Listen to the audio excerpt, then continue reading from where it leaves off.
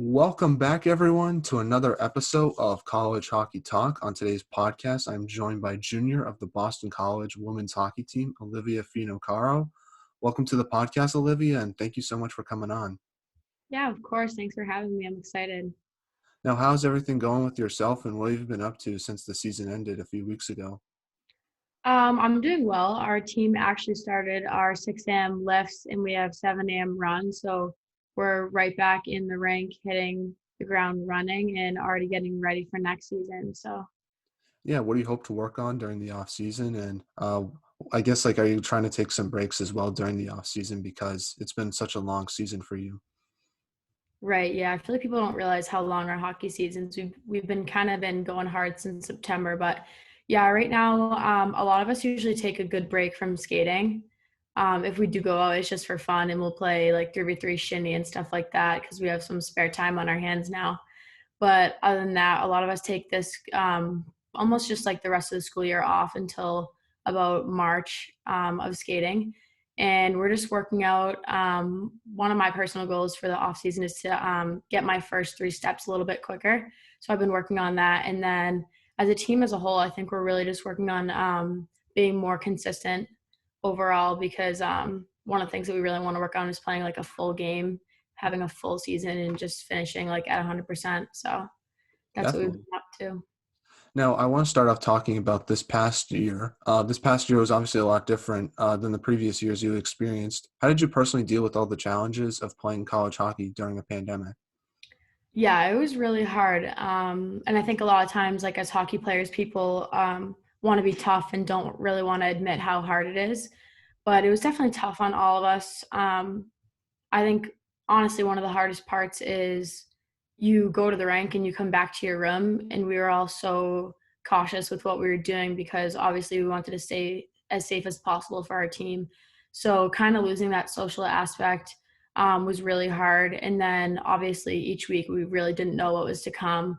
We didn't know who would be playing, who would be out of the lineup. So it was kind of just you had to be ready for no matter what, and you had to take each day as it came. So but at the end of the day, like everything in life, when there's like something tough, you come out of it stronger. So I actually think it'll be really beneficial to everybody with our group next year. So Yeah, and how did you mentally deal with some of those challenges, especially not seeing that many people during the regular season and during the tournament run as well?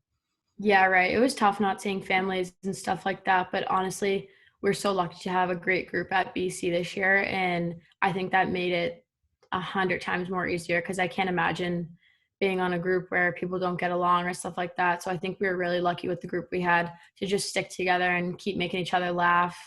And our group's really good at that. Like we could be in a room with nothing and we still make it fun somehow. So that was definitely like a big role. Now, one of those challenges was not playing in front of any fans. How did you adjust to that? And what's it like playing in front of cardboard cutouts? Does that help not playing in front of any fans, or is it you don't really notice it, to be honest? Yeah, at first it was a little distracting in practice. I'm looking around, I'm like, oh, that person kind of looks familiar. I wonder who that is.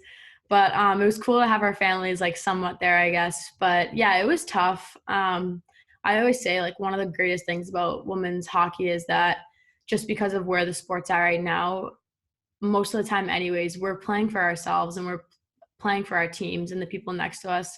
So yeah, it was tough not to have our family and friends there, but at the same time, I think we're never really a sport where like people are always looking to get to the next level. Like sometimes the men's side can be a business like that. So in a weird way, I honestly think it kind of showed like how great women's hockey is because we're never really playing for 8 million fans or however many people are in the stands, and we're never really playing to like get to the next level. Obviously we're all trying to get better, but we're always just constantly playing for ourselves and playing for each other. So No, I what thought it was your brought a good favorite? side. Sorry. No, what was your favorite cardboard cutout? I'm curious. We had a full fan section of dogs, everybody's dogs. Oh, that's awesome. So that was our favorite one. We always were distracted in practice looking at how cute they were. Yeah, definitely. I don't know who put those cardboard cutouts out because watching other Hockey East games, most of them were like near the front of the stadium, but BC and Conti Forum, it was like all over the place. It was Oh really cool yeah. how many you Yeah. guys managed to put in the stadium. Yeah, it was like the first day it was one section, the next day was another section, the next day was another section. BC did such a good job this year with making everything feel like as close to normal as possible. So they did an awesome job and they made it awesome for us. Yeah, my favorite one was the Olympians that went to Boston College and how Kayla Barnes had a cardboard cutout and she was also playing in the game. I thought that Yep. was funny. Yeah, that was funny. Now, you had to deal with also a lot of schedule changes throughout the regular season, as you were just alluding to earlier. How'd you mentally stay prepared for all those postponements and changes to your schedule, and what was the key for maintaining flexibility for this year? Right. I mean, like I said, I think we're going to come out of this so much stronger because people always say it, but you're really supposed to go into every game. It doesn't matter who's on the other side of the ice from you. So I thought that this year really helped us with that. And we really had to focus and like hone in on like little details like that. Like it doesn't matter who we're playing. We need to play the same way no matter what. We need to always be ready if games get thrown in. So it was tough, but I think we just had to stay focused 24/7 and there was really no let up at all. So Did your approach change in practices because you didn't know who you were going to play until Tuesday? yeah, I would say so. Honestly, probably like the same. We had to be so focused no matter what. There wasn't one thing that we were looking more towards or one thing we were looking less towards. We had to cover every single base. And the coaches did a great job with that too this season. Yeah, we just had to have everything covered no matter what. So it was definitely a lot more on our plate and maybe a little bit more stressful, but we just had to do it and we did it really well, I thought. Yeah, and early on in the season, like how'd you like do pre-scout for your opponents because there wasn't a lot of film to be had during earlier on in the season. Right. Yeah. We didn't really do much pre scouts as we usually do. We usually always do that. And sometimes there was just no film for it. So it was a lot of the coaches looking at it in between periods and letting us know and stuff like that. So kind of like old school hockey. So Now, something else that was introduced to college hockey this year was 3-on-3 overtime. What was that like being in those situations and having more space on the ice and having more offensive opportunities to score goals? yeah, we had a few scenarios where we went into 3v3 overtime and it was really fun. There's honestly nothing better than that when tensions are high on the bench and you just need one to win. And we did it every single time that we went into overtime. So it was exciting. It was a lot of fun. We loved practicing 3v3 in practice as well because like you said, there's so much space and so much opportunity for some fun plays. So And how do you defensively stay prepared in those situations? Because talking to other players in college hockey, they were telling me how if you're not very defensively minded in 3-on-3, it can cause an odd man rush for the other team. right. There's just so much space out there in 3v3 that if you let the person you're covering get even a step ahead of you, it's very dangerous. So like high risk, high reward, I guess, but it's really difficult to play those. You really have to read the situation right, whether you should jump in the offensive play or not, because if you let the other, like your guy get behind you, it could be bad. So Now, in the regular season, your team was consistently ranked as one of the top 10 teams in the country. What was the key for maintaining that success, and how do you deal with the pressure of having that ranking? yeah, I think we were always looking for more. We were just focused on each weekend ahead of us. But like I said, I think there was like an extra focus this year that just had to be there because we weren't really sure how many games we would get in. So we really had to make every single game count because say we had a COVID outbreak or something like that and didn't get games in, it's not really like beneficial to our record and stuff like that. So it was tough and we just had to be focused on every single game. There was not one shift or not one game that you could let up. So And in the Hockey East playoffs, your team unfortunately lost to UConn in the first round. What did you take away from that game overall, and how did you use it to motivate yourself heading into the national tournament? yeah, that was tough. It was tough for us specifically because we had played them 5 times before and beat them. So I think we kind of went into the game with a little bit of something already in our head. And I think it taught us a lot. It taught our younger group a lot too, that it doesn't matter really who you're playing. You always have to be ready to go and be ready to outcompete the people next to you. So I think that taught us a lot that we can't take any shifts off and we need to bury every single opportunity that we get. Yeah, like we can't take one rebound off. We got to put it in and just like collect all the little things like that. So Now, how did you use that game to prepare for Ohio State offensively? Because watching that game against UConn, it seems like your team had some trouble creating offensive chances throughout that game. yeah, definitely after that UConn game in practice, we we're really harping on getting to the net and scoring goals and getting the rebounds and stuff like that. So we always typically get like a bunch of great offensive plays, and we just really needed to focus on finishing it. And that's all we did in practice was score goals the following weeks after the UConn game. Now, what was your team's mindset heading into the national tournament this year? And was there any, I guess, were you nervous at all during that process when the hockey's playoffs were going on, just in case, like, if certain results happen, your team might not make it in? Yeah, that was actually really high intense time period because in years past you usually kind of know what the scenario is going to be and who you need to win and who you need to lose, but because the formula was different with the scheduling differences and stuff like that because of the pandemic, we really had no idea. So I think it really brought out, wow, like our season might be over. So going into that Ohio game, we were just so happy to be in the tournament because there were some teams that did just as well as us, and the seedings just didn't work out for them. So we were fired up and we were really excited to take the opportunity that we were given. What was your reaction when you found out your team was going to Erie? Yeah, there's a fun video of us when we found out on our BC Women's Hockey media, but we were so pumped. We got up, we were celebrating, hugging each other. We were just so proud of each other. And it was honestly a little bit emotional too, because just everything that we've gone through this year, it's been hard. And a lot of people don't like to say it, but it's been hard and we really earned it. So it was really rewarding. Now, you played Ohio State in the national tournament. What challenges does that team bring, and how did you prepare for that team, especially since you guys had no non-conference games this year? Yeah. Um, Similar to the UConn game, we were really focused on scoring goals. So we were really focused on doing that. And at the same time, we knew they were a big physical team, which honestly matches up nice against us. When we were talking about them, we kind of realized that a lot of their game was very similar to ours. They were fast, they were physical, and they were hungry to win. So we realized that if we just played our game and outcompeted them, that we would have a chance to go against them. But obviously that didn't work out, but we learned a lot from it. So Yeah, and how do you prepare physically, I guess, playing a team like Ohio State? Because it seems like the WCHA teams are a little more physical, have a little more physical play than teams in Hockey East. yeah, I actually think we match up really well against them. We're definitely the most physical team in Hockey East, and I think everybody knows that. So um, I think we actually match up really well against them in terms of physicality. Now, you unfortunately lost that game as well, like you just mentioned. What emotions were you feeling after that loss, especially going through what you went through during the regular season and since that was the final game of your season this year? Yeah, it's obviously really tough to lose like that. We were so set on going for a run for a national championship, and that was really hard, especially the amount of sacrifices this year that we made. There's always sacrifices playing in a hockey season, but just with all the things that we've went through and all the COVID testing and people being out on weekends, it was really hard. But we definitely had a lot of takeaways from it, so we'll be good to go for next year. Now, I want to transition and talk about the beginning of your hockey career. You're from Saugus, Massachusetts. How did you start playing hockey and falling in love with the sport? Yeah.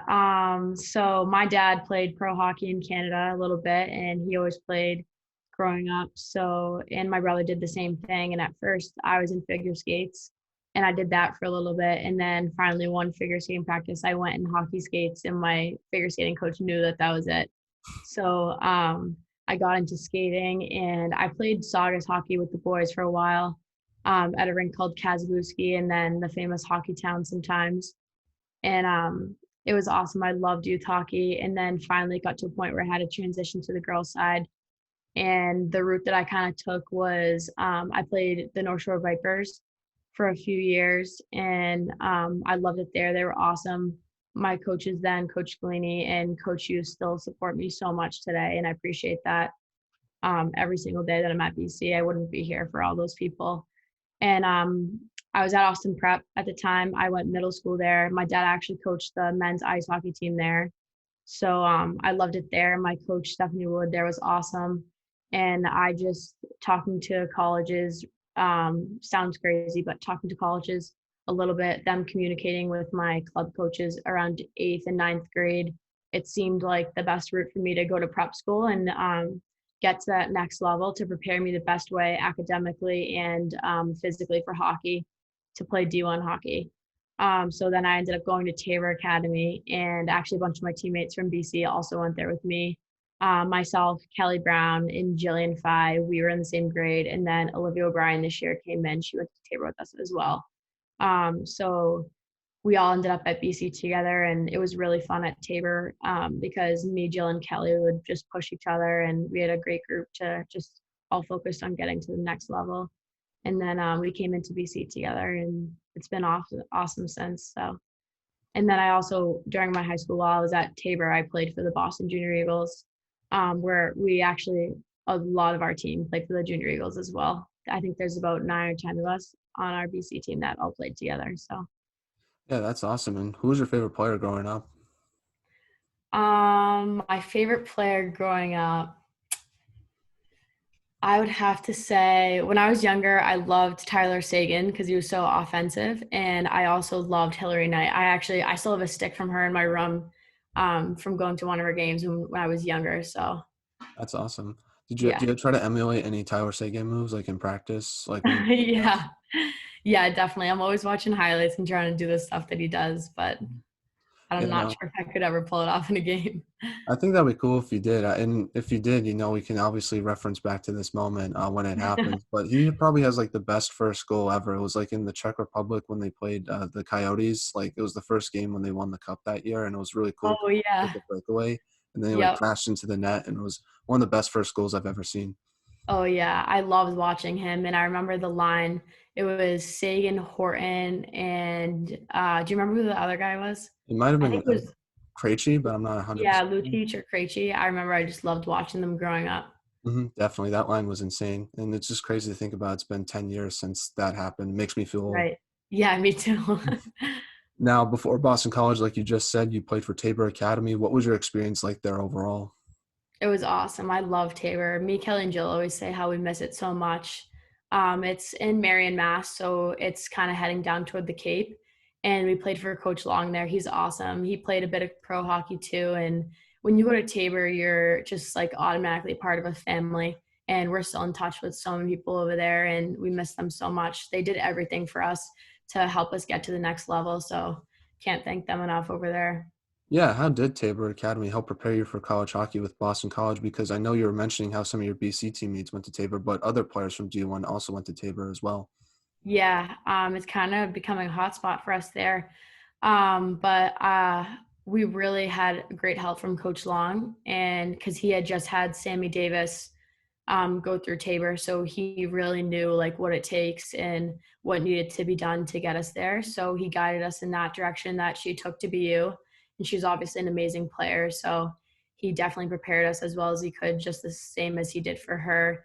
And then just as like the facilities, they were awesome about letting us in the gym and stuff. We obviously had another gear that we had to push to get physically ready for D1 college hockey, which physically in the gym is probably the most important part when you make that jump. And the strength and conditioning coach there worked with us late hours, early mornings. He was so good about getting us in there because at Tabor you have to play 3 sports, which was awesome because it kept you busy and stuff like that. So they really accommodated us playing field hockey on Saturday and then going to play for our club junior eagle team on Sunday. And they just supported us throughout all of the craziness. Now, what was the best memory you had at Tabor? I would have to say winning the ISL. And I love saying that because we have some Nobles girls on our team too this year. And Nobles always typically wins the ISL. So to take that from them our first year into the league was awesome. And like you just mentioned, you had to play 3 sports at Tabor as well. You played lacrosse. How did playing other sports help your hockey development? Oh, I think it was awesome for my development. It kept me competitive all year long and it got different muscles working. And honestly, you just have a lot of fun. Like, obviously, hockey was my focus, but having fun in other sports like that makes you like appreciate it and come back to hockey so excited to get back on the ice. I think it's awesome for kids to try different sports and get a little break off the ice during the off season just to have some fun. So, Now, how hard is it to score in lacrosse because the net's smaller and it seems like it's hard to like catch the ball and then throw it in the net? I never played lacrosse. It just seems difficult when I watch it sometimes. yeah.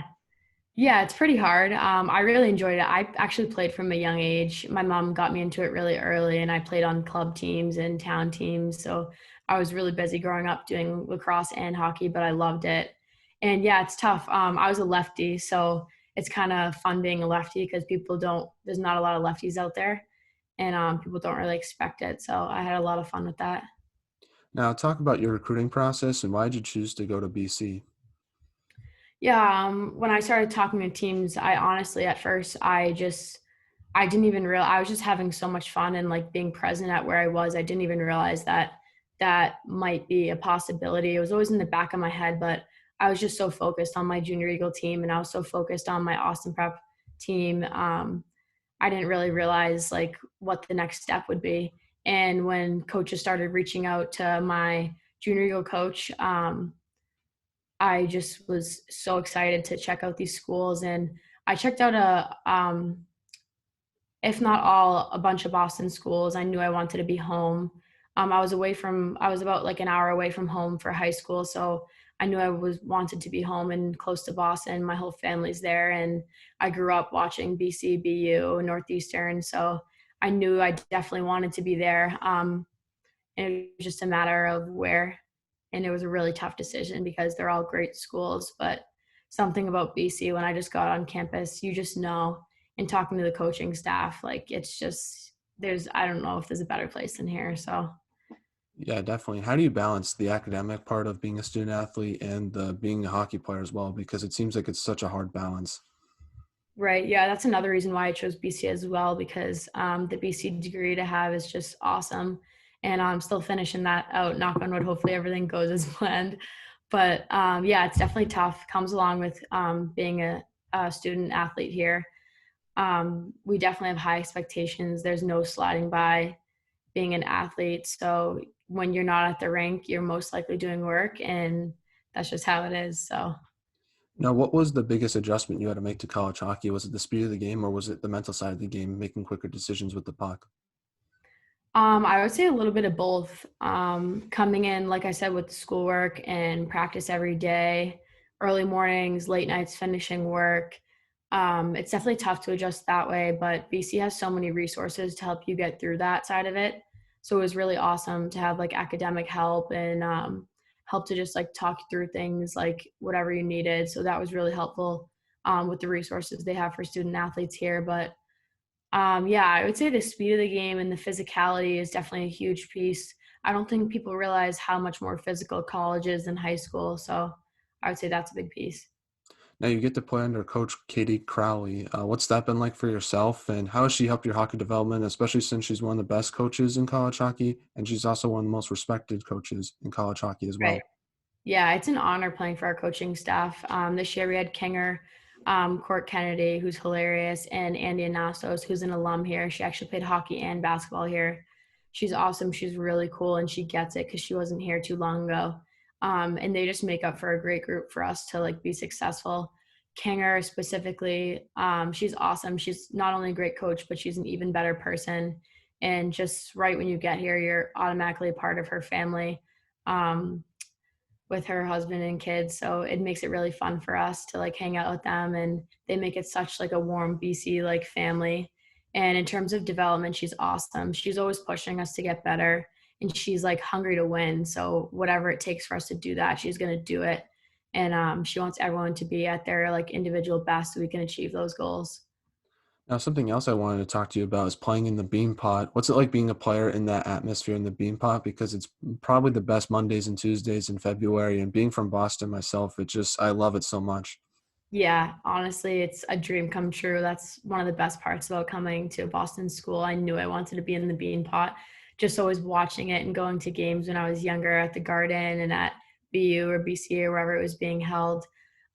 There's seriously nothing like it. That was probably one of the biggest bummers about the whole season this year is not getting a Beanpot because Harvard was out this year, but I'm already looking forward to next year.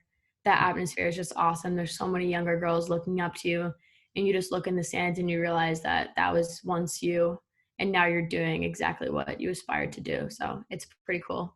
Yeah, no, I love it. It's so fun. And How does it feel like when you first stepped out on the ice playing in the Beanpot? How did you try to take everything in because you've been dreaming of that moment for quite some time? Yeah. You just look around and the BU band is going and they're always so loud and crazy, which we kind of love. So seeing that from the ice perspective was awesome.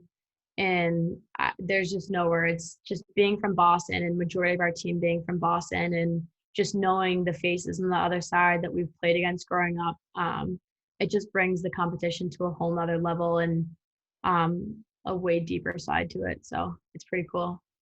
Now, I want to ask you now about some of the teammates you get to play with. You get to play with gold medalist Kayla Barnes. What's she like as a teammate, both on and off the ice? And have you ever gotten to see the gold medal before? Oh yeah, Barnes is the best. I've actually lived with her the past 2 years. She's one of my best friends. We actually just shipped her off today. She's going to USA Worlds Camp to get ready for that tournament. So it's always sad seeing her head out to those USA things, but we're always so proud of her and so happy for her.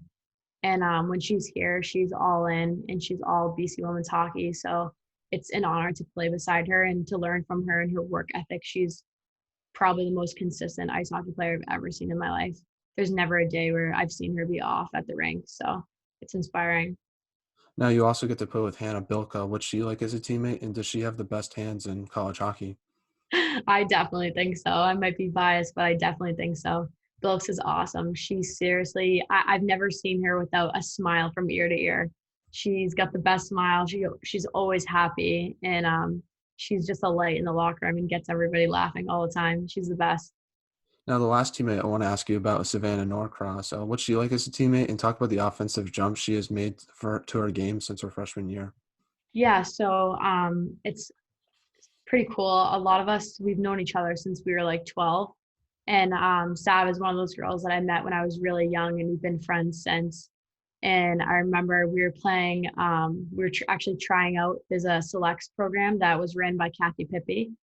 And there was an East Coast and a West Coast USA team, and they went all over traveling to Sweden, Italy, and stuff like that. So I got an opportunity to try out for that team. And weirdly enough, Sav and Kelly Brown were on my line for that tryout. And little did we know, years later, we'd be playing at BC together. So we grew up, we met there, didn't even know each other. And Savs lives in the town next to me in Lynn. So we kind of always had like close by a special bond. And then we played Junior Eagles together and we got here. And she seriously, the jump she's made this year is awesome. I'm so proud of her and the work that she's put in. She deserves every goal of it. And she's just a goal scoring machine this year. It's awesome. I'm so excited to see what she does next year too. Do you guys ever talk about that, like, first time you met in that USA camp? Oh yeah, all the time. It was just a fun like selects group that Kathy Pippi runs. It's all just for fun and for the experience. And we always talk about how weird it is that we didn't even know each other, and little do we know what was going to come after that. So it's pretty cool. So we're now in the non-hockey segment of the podcast where I ask you some non-hockey questions. My first question to you is, what music do you like to listen to, and which arena has the best warm-up mix? Oh, okay. So recently I've been loving this singer named Zara Larson. I want to say she's like EDM music, but I've been loving that. And then I'm a huge Justin Bieber fan, so his new album that just came out has been like on repeat in my headphones. So I've been loving that. And then I'm trying to think because we always listen to it too. We always compare it to our own, and we always kind of, as much as we hate to admit it in warm up, sometimes we're like, all right, this is a pretty good mix. I want to say Yukon actually, which I hate to admit, but I just remember head bobbing to that in warm ups and like giving them the credit, like, oh, this is pretty good. I've So heard Holy Cross is a good one too. yeah, they always put work into theirs too. I can tell they really think about it and put in like good sing-alongs and stuff like that. Now, what's your favorite song from that new Justin Bieber album? There's a few good ones. It's hard to pick from. I'd probably say Ghost. That's a good one in my opinion. Yeah, that's actually, I've been loving Ghost. I love Too Much, and Holy's in that. I've been loving that one for a while. So Definitely. Now, who yeah, is the funniest teammate you have at BC? the funniest one. Yes. I would have to say Abby Volo. She's a character. Hmm. She's like a utility guy on our team. She plays forward and D. She just does whatever the coaches ask, and she is without a doubt always making the team laugh no matter what. So Now, obviously, you have the best style on the team, but besides yourself, who has the best style on the team at BC? On the ice or off the ice? Both. Let's do both. Okay, so both. I would go Maddie MacArthur. She dresses off the ice like she's always like looking so cool. She just has so many Air Jordans, so many Nike shoes. She's always wearing a flannel because she's a Canadian. She always looks great. And then on the ice, I'd have to say Bilks, Hmm. Hannah Bilks. She doesn't even try to, but she just looks so good.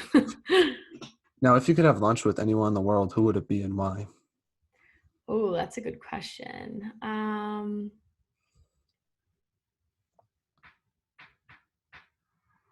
I think I would have to say,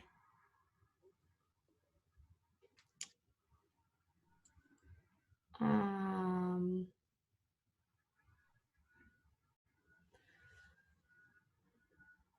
this is I'll so hard. go. I'll go first, and then I'll let you Okay. think about it. All So right. I'd probably choose like Austin Matthews or Jack Eichel, just because they're so good in the NHL. I know this is a hockey question, but I think they're Yeah, really cool players, and it'll be cool to hear how they made it to the NHL, especially since they've been so successful. right. I think I would pick one of the US women's soccer players. Nice, I'm always reading about them and they just seem like amazing human beings. So I'd probably say one of them. nice. Now, what is your favorite part about Boston besides the sports aspect? Specifically for BC, I love that in Chestnut Hill here we have a campus, but we also can be in the city and like a step away. So that's pretty fun because you kind of get the best of both worlds. And you get to have like a community here, but you also can like step right outside and be in the city. So that's really fun. And personally, for me, I love going into Boston and just walking around in Seaport in the North End. A bunch of my family's in the North End, so I love going there and getting a good meal. So Definitely. Now, on the BC website, it's saying how you enjoy going to Cape Cod. So, what's your favorite part about the Cape? yeah, I've been going to the Cape since I was little in the summers. We used to just pack up our car after school was over and go there the whole summer. But now with working out and skating in school, I usually try and take the weekends down there, and it's just kind of my time to relax and be with my family and friends. And it's awesome. I love going to the beach and just relaxing. So Best beach on the Cape? Is it one of the national seashore ones or is it like a local one? I love going. I have a local one at the end of my street that'll always be my number one, but I love driving onto Nauset Beach. You can actually drive on right with your car and bring a grill and stuff like that. So that's one of my favorite things to do. Definitely. Now, back to some hockey questions. Now, my first one to you is what should be done to help grow women's hockey, in your opinion? Yeah, I think this year was honestly a huge step because of the pandemic, you had to have way more media coverage just so people could watch. And I think we really proved that if you do put it out there and make it accessible to people, that they will watch it. And a lot of like, especially at BC, we've been having like great conversations about growing all women's sports.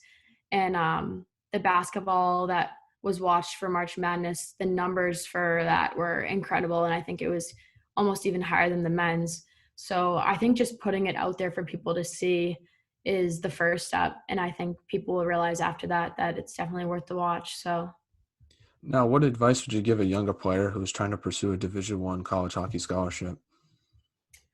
I would say to compete every single time when you're when you're on the ice.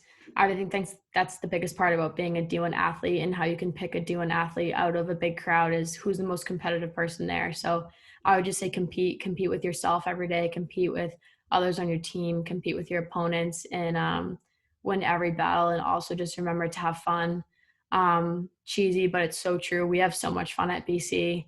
And coming in, I was so focused and ready to work hard that part of me almost felt like I forgot to have fun a little bit. And my teammates having like Megan Keller as a senior and McKenna Newkirk as seniors on our team, they're obviously amazing people and amazing hockey players. And they just showed me that they still have fun when they do it. So you guys definitely can too.